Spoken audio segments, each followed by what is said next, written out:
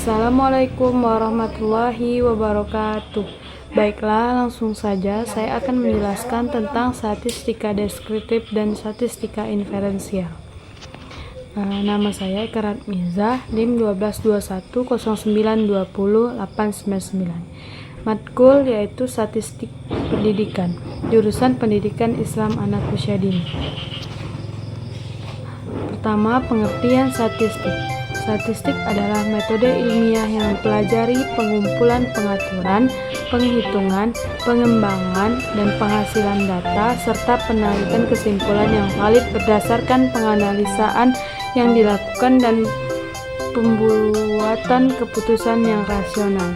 Statistika menurut fungsinya terbagi dua, yaitu yang pertama statistik deskriptif.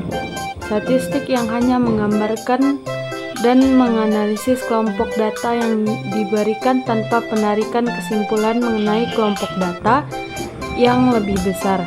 Yang kedua, statistik inferensial. Statistik yang menyangkut kesimpulan yang valid biasanya memasukkan unsur peluang dalam menarik kesimpulan.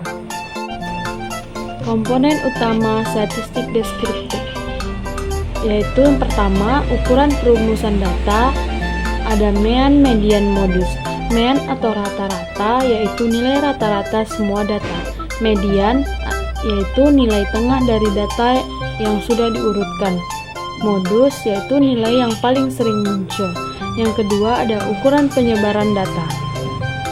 Ada rank atau jangkauan yaitu selisih antara nilai maksimum dan minimum. Varians dan standar deviasi yaitu pengukuran seberapa jauh data menyebar dari rata-rata. Yang ketiga ada penyajian data. Grafik yaitu histogram, diagram lingkaran, diagram garis. Yang kedua ada tabel frekuensi yaitu menampilkan jumlah data dalam kategori tertentu. Sedangkan komponen utama statistik inferensial yaitu yang pertama ada populasi dan sampel. Populasi yaitu seluruh individu yang menjadi objek penelitian, sedangkan sampel bagian kecil dari populasi yang dianalisis. Selanjutnya ada parameter dan statistik. Parameter yaitu karakteristik populasi, misalnya rata-rata populasi. Sedangkan statistik karakteristik sampel, misalnya rata-rata sampel. Adapun manfaat statistik deskriptif dan inferensial. Manfaat statistik deskriptif itu membantu memahami pola umum dalam data, mengidentifikasi anomali atau data ekstrim, membuat visualisasi untuk mempermudah analisis. Sedangkan manfaat statistik inferensial membuat keputusan berdasarkan data, membantu perencanaan dan prediksi masa depan, dan mengidentifikasi hubungan sebuah sebab akibat. Metode statistik inferensial. Yang pertama ada pengujian hipotesis, yaitu hipotesis nol atau HO, tidak ada efek atau perbedaan. Yang kedua hipotesis alternatif atau H1, ada efek atau perbedaan. Contohnya itu di uji T, uji Chi-Square, dan uji ANOVA.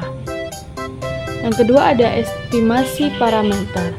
Estimasi parameter terbagi lagi menjadi dua. Estimasi titik atau nilai tunggal untuk menduga parameter, dan estimasi interval yaitu rentang nilai mungkin mencakup parameter interval kepercayaan. Yang ketiga, analisis regresi, pengukuran hubungan antara dua variabel atau lebih. Contoh penyajian visual statistik deskriptif dan inferensial.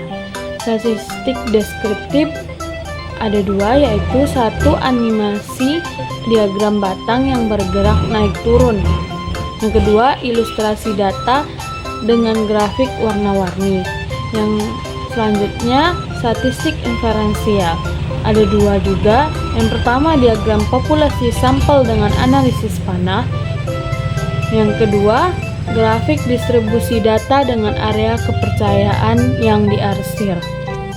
Jadi kesimpulan dari statistik deskriptif dan statistik inferensial yaitu Hasil statistik deskriptif memberikan informasi dasar seperti rata-rata, mean, median, modus, standar deviasi, dan distribusi frekuensi. Analisis ini membantu memahami karakteristik utama data, misalnya tren umum, pola distribusi, atau penyebaran data. Kesimpulannya, inferensial memungkinkan generalisasi ke populasi dengan tingkat kepercayaan tertentu, misalnya 95%.